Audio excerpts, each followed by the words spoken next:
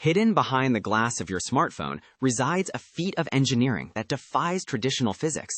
A sensor no larger than a pinky nail, yet capable of capturing 200 million individual points of light. This is the world of the 200 megapixel image sensor. To understand the scale, if a single pixel were the size of a marble, this sensor would stretch across 4 football fields. Yet here it sits, thinner than a credit card. Building this isn't just manufacturing, it is the art of manipulating matter at the atomic level. We are packing more components into this tiny square than were found in the most advanced supercomputers of the 1990s. Every photon of light must be captured, converted into an electron, and processed in billionths of a second. This is the story of how we shrink the impossible, moving from raw sand to a digital eye that can see better than the human one. It begins with a quest for pure silicon and ends with a masterpiece of nanoengineering that fits in your pocket. Prepare to go deep inside the fabrication plant, where the margin for error is exactly zero. The journey starts with common sand, but not just any sand. It must be refined to 99.9.9.9% purity. This silicon is melted at over 1400 degrees Celsius in a quartz crucible. A small seed crystal is dipped into the molten vat and slowly rotated.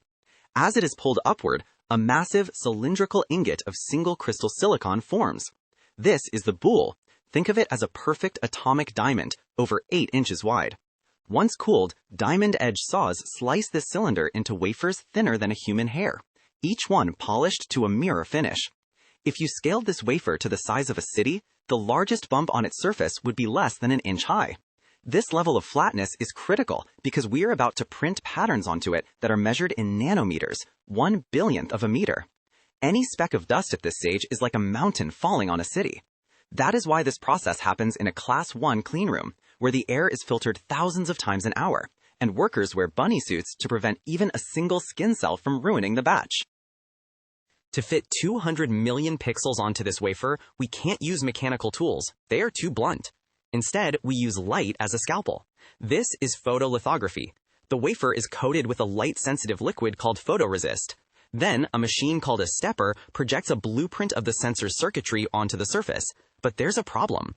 Visible light has a wavelength too wide to draw these tiny features. Engineers must use extreme ultraviolet light, or EU verses. With a wavelength of just 13.5 nanometers, it can etch lines so thin that thousands could fit on the tip of a needle. The light passes through a mask, hitting the photoresist and hardening it in specific patterns. The unhardened areas are then washed away with chemicals, leaving behind a microscopic labyrinth of silicon. This process is repeated dozens of times, layer by layer, building the transistor logic and the pixel wells. It is a dance of photons and chemistry, carving the brain of the camera into the very stone of the wafer. Each layer must align with the one below it with a tolerance of less than 1 nanometer, precision that is almost supernatural. As pixels get smaller, they face a deadly enemy, electrical crosstalk. When light hits one pixel, the resulting electrons can leak into the neighbor's house, causing noise or blurry colors. To solve this for a 200 megapixel sensor, engineers developed deep trench isolation, known in the industry as ISOCELL technology. They etch physical barriers between every single pixel, effectively building a tiny darkroom for each one.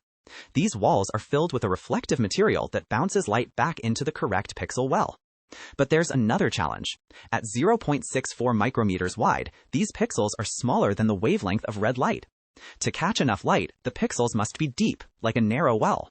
We are building millions of these vertical structures, ensuring that every photon that enters is trapped and converted into a signal. This architecture is what allows us to shrink the sensor without losing the ability to see in the dark. It is high-density urban planning at an atomic scale, where every resident has their own perfectly insulated apartment. Silicon is colorblind. It only sees the intensity of light, not the hue. To create a color image, we must place a Bayer filter over the sensor. This is a mosaic of red, green, and blue dyes, precisely aligned so that each pixel only sees one color. For a 200 megapixel sensor, this dye must be applied with incredible uniformity. But there's a final trick to maximize light intake. Atop every single pixel sits a microscopic lens, a microlens. These lenses are smaller than a red blood cell and are curved to pull in light from the edges and funnel it directly into the center of the pixel well. Imagine 200 million tiny magnifying glasses, all perfectly shaped and positioned. They are created using a specialized polymer that is melted and allowed to form a perfect dome through surface tension. If these lenses are off by even a fraction of a micron, the image would lose its sharpness. This layer is the eye of the sensor, focusing the world onto the silicon structures below, ensuring that even in low light, every possible photon is put to work. A 200 megapixel sensor generates a massive amount of data, too much for a normal processor to handle. To fix this, engineers use stacked sensor technology. Instead of putting the processing circuits next to the pixels, they build a separate logic chip and sandwich it directly underneath the sensor. These two chips are bonded together using copper-to-copper bonding. Thousands of microscopic copper pillars connect the pixels directly to the high-speed logic below. This allows the sensor to read out the data from 200 million pixels simultaneously. This bottom layer is where the magic of pixel binning happens. In low light, the logic chip can combine 16 adjacent pixels into one large superpixel, turning a 200 megapixel sensor into a 12.5 megapixel low light beast. This transformation happens in milliseconds. It's like having two different cameras in one for extreme detail in the sun and one for extreme sensitivity in the dark. This vertical stack is the secret to modern smartphone performance, cramming a computer and an eye into a single unified structure. After the layers are bonded, the entire stack is far too thick for a smartphone. It must be thinned down, but silicon is brittle. The wafer is placed in a precision grinding machine that uses diamond-infused discs to shave away the backside of the wafer. This is backside illumination, or BSI. By grinding the silicon down to just a few micrometers thick, we allow light to hit the photodiodes from the back, avoiding all the messy wiring on the front. This makes the sensor significantly more sensitive to light. The grinding process is so delicate that it must be monitored by lasers. One wrong move and the entire multi-million-dollar wafer is pulverized. Once thinned, the wafer is polished using chemical-mechanical planarization, or CM-PAGE, using a slurry of chemicals and abrasives to create a surface flat at the molecular level. We have now transformed a thick slab of rock into a semi-transparent, flexible membrane of high-speed electronics ready to capture the world. The wafer is complete, containing hundreds of individual sensors, but before they can be used, they must be separated. This is called dicing. A high-speed diamond saw, or a precision laser, traces the streets between the sensors, cutting with a precision of 5 micrometers. Each sensor is then picked up by a vacuum-tipped robotic arm. These robots move faster than the human eye can follow, placing each tiny die into a protective carrier. Even at this stage, a single microscopic vibration could crack the sensor. This is a high-stakes moment where weeks of fabrication could be lost in a second. Each sensor is then inspected by an automated optical system. AI algorithms scan the 200 million pixel grid for any defects, dead pixels, or contaminants. Sensors that don't meet the 6 Sigma quality standard are discarded.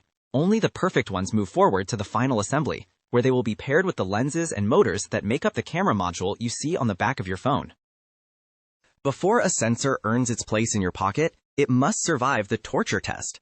These sensors go through accelerated life testing, being baked in ovens at 85 degrees Celsius and frozen to -40, and then cycled back and forth for hundreds of hours to test for thermal expansion and contraction. They are subjected to high-frequency vibrations, simulating years of being dropped or rattled in a car. Engineers also blast them with intense ultraviolet light to ensure the color filters don't fade over time. They check for dark current, making sure the pixels don't leak electrons even when it's completely dark, which would cause hot pixels in your night photos. Every one of the 200 million pixels is tested for electrical continuity. This is the ultimate gauntlet. If a design flaw exists, this is where it's found. Only after passing these brutal assessments is the sensor ready to catch its first photon of real-world light, ready to be the eye for your most precious memories. Standing at the finish line, it's hard to believe what we've achieved. 200 million individual light capturing units, each with its own lens, color filter, and isolation wall, all working together in perfect harmony. When you tap the shutter button, this sensor converts light into data at a rate of billions of bits per second. It uses artificial intelligence to combine pixels, reduce noise, and sharpen edges, giving you a level of detail that professional DSLRs couldn't reach just a decade ago. It is a triumph of material science, quantum physics, and mechanical engineering. We have taken the base elements of the Earth, silicon, copper, and oxygen, and arranged them into a structure so precise it shouldn't exist. The next time you take a photo, remember the journey from a molten vat of silicon to a 200 megapixel marvel. This is the pinnacle of modern manufacturing, The world captured on the tip of your finger. I hope this deep dive gave you a new perspective on the strategies and the relentless mindset behind these global icons. If you enjoy deconstructing business empires and tech legends in this tech archive style, make sure to hit that subscribe button and turn on all notifications. That way, you will never miss a new blueprint of history. For those of you ready to explore more boardroom coups and technological breakthroughs, I have handpicked 2 videos for you right here on the screen. Click one to keep watching. I will see you in the next one. Thanks for watching.